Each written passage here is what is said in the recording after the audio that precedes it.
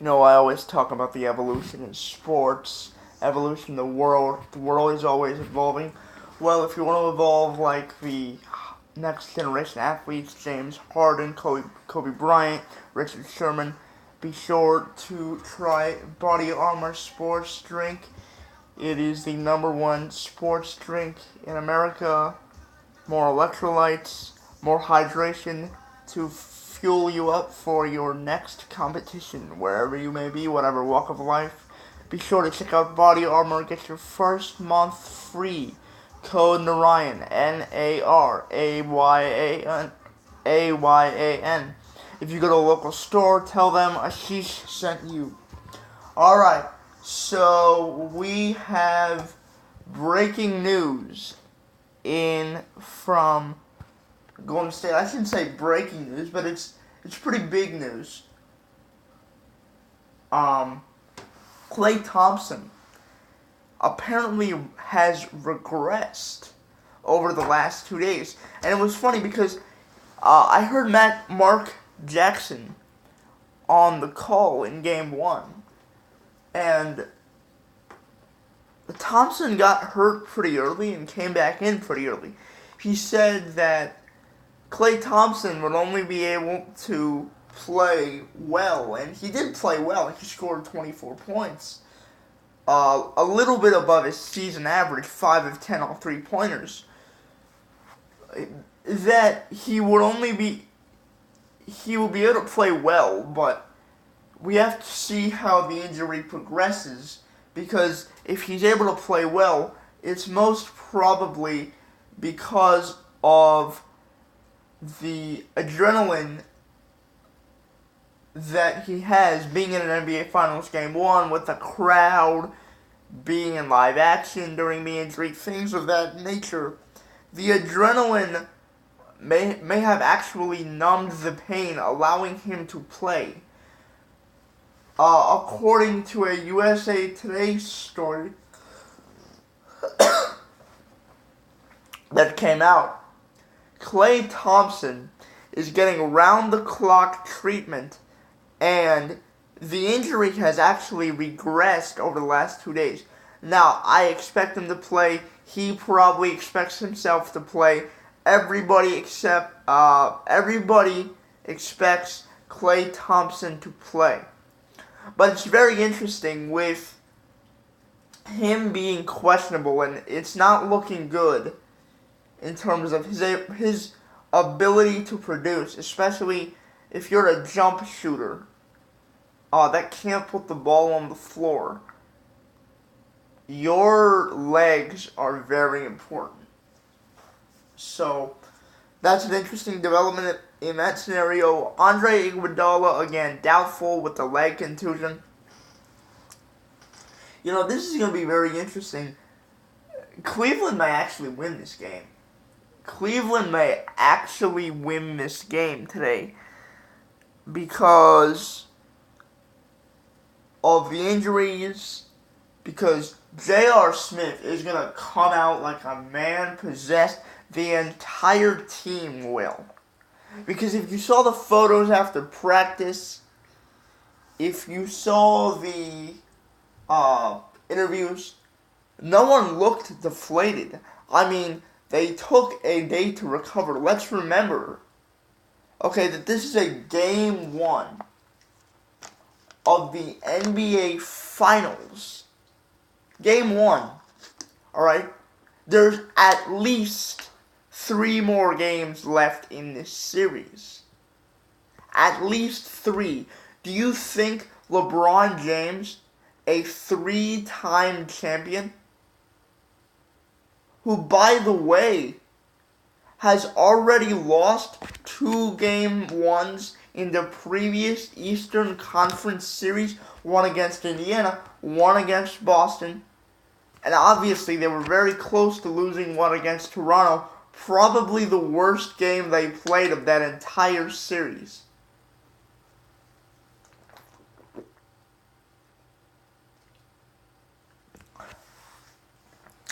LeBron James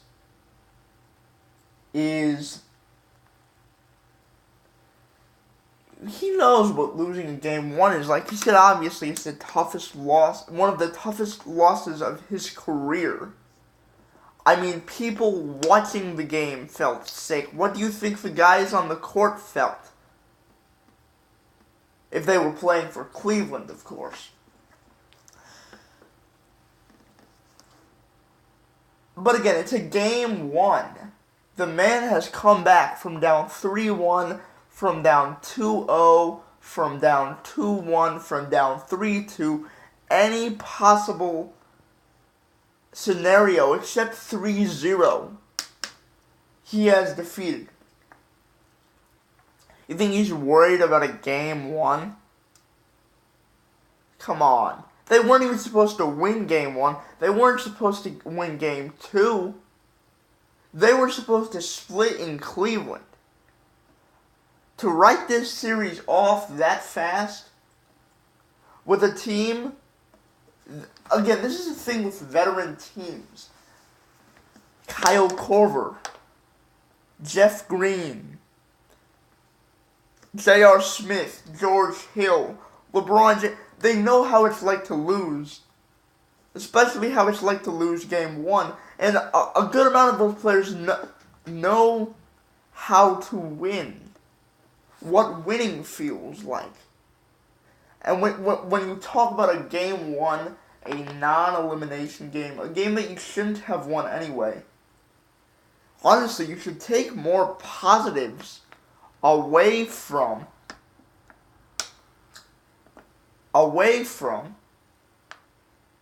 what presented itself in the game one. For example, no one on Golden State can guard LeBron. No one. JaVale McGee can't. Draymond Green can't. Who else? I'm blanking, but they have Kevin Durant.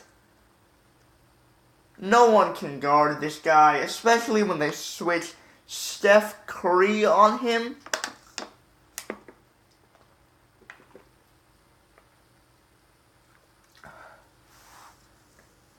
No one can switch. No one can switch on him. No one can guard him one-on-one. I would be shocked if Andre Iguodala, healthy, would actually make a significant impact on the defense of LeBron James in this series. Because if you remember in Miami, take away the Dallas series. The Dallas series was terrible. Alright? LeBron James was a very good jump shooter. You know, the year he lost to Dallas, he was actually one of the best mid-range jump shooters in the entire NBA. Top 5, top 10 type thing. And then obviously, you know, he won the championships the year after that and the year after that. So he's definitely improved his playoff shooting. But again, the LeBron James was a very skilled player in Miami all 4 years, take away the Dallas series, obviously. But he was a very skilled shooter all 4 years in Miami. And in the first 2 years back in Cleveland, I think I saw a number. He had the lowest shooting percentage, field goal percentage, other than Kobe Bryant to take 300 jump shots, 31%, I believe, in 2014, 2015. Similar story in 2015, 2016 when they won the title.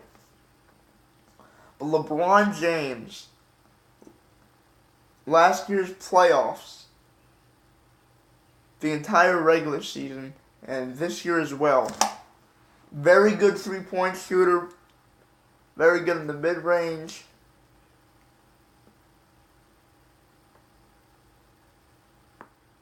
He's shooting the way he did those 4 years in Miami. again, I gotta preface myself by saying this. He obviously didn't shoot well in the Dallas series. He didn't play well at all in the Dallas series. But other than that, again, he was a great shooter those 4 years in Miami. Pretty bad coming back to Cleveland. But this year and last year, he's really taken it up to the next level. I'm going to make my official predictions. Okay. Now. And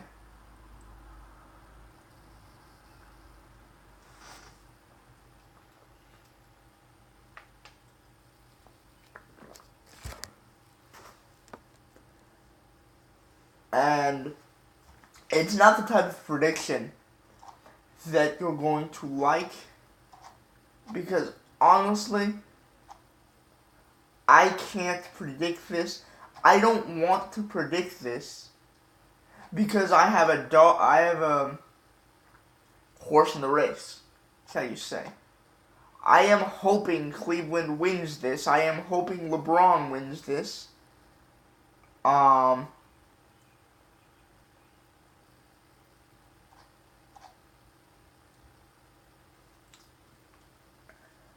I think everybody in the entire country, outside of Golden State, outside of California, is hoping for this to happen as well. But I live in Ohio, as I've stated. I've always been a LeBron fan, and to watch the media rip him after they lose,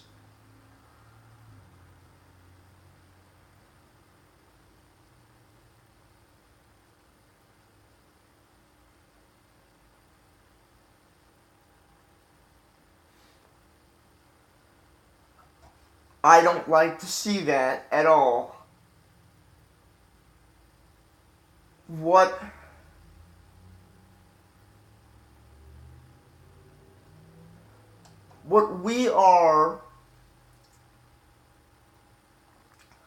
we're talking about, okay, is a legacy for LeBron James. And this is why I don't like predicting things. I'm a superstitious person. I don't like predicting things because if they turn out the opposite way, I feel somewhat culpable. I'm a very superstitious. I'm a head case. I'm a nutty sports fan. I am an insane sports fan. Man, I can't even watch big games at other people's houses. I have to stay in my house. I have to do certain things in my house. I am just a nutty sports fan. So I'm not going to make score predictions. I'm not going to make who wins predictions. Because I care about it too much. I know this is completely unreasonable, but no, I'm not going to make any predictions. I will predict, however, that this game, okay, is going to be close. Because I sent this to a friend. I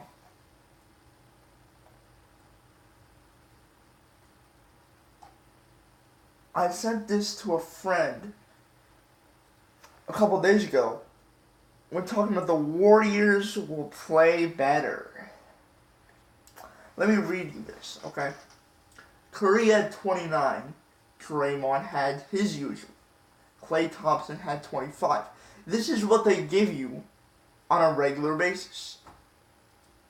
I believe the Warriors have no one to guard LeBron, and with the amount of rest he has with the extended breaks, essentially 3 days. A good amount of rest on Sunday, Thursday, Friday, Saturday. Good amounts of full day rest. I mean, obviously they'll have practices and things, but it's not like full game action. It's taking shots, things of that nature. The Cleveland Cavaliers were 10 of 37 on three-pointers. 10 of 37. 6 of 20 on open threes. you should at least make 50% of your open threes. That's 12 more points, even if you want to adjust to the average that Cleveland gets over the course of a season. They would shoot 13 of 37 from three. They would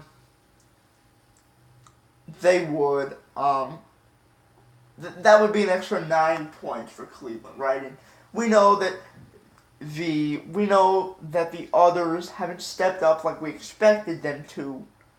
But let's assume they have one of these low pressure games where they can at least be average to their seasonal average, right? And I think Cleveland can actually play a lot better. Kevin Love was 1 of 8 on threes. Jeff Green was 1 of 6. Jordan Clarkson was 0 for 3. I expect Kyle Korver to come in for Jordan Clarkson. Much better shooter, much more composed, plays within a system.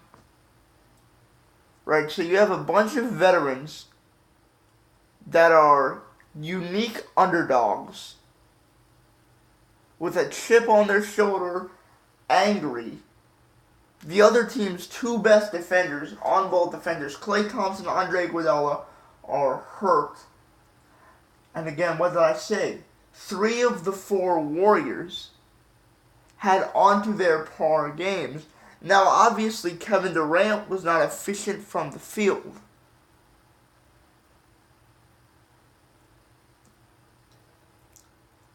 But let's say he was 55% from the field, 11 of 22. That's an extra 9 points. Now, obviously, they won by 10. So, it would have been a blowout had he been on. It probably wouldn't have gone to overtime had he been on. But with Klay Thompson being hurt, okay, and the amount of threes that Cleveland missed, especially open threes, and I expect the rotations to change, I think Cleveland can actually match up with Golden State. I think it'll be a close game. And this idea that LeBron can't repeat his performance, probably true. I'm just thinking it's untrue because he has extended rest, more game film to watch,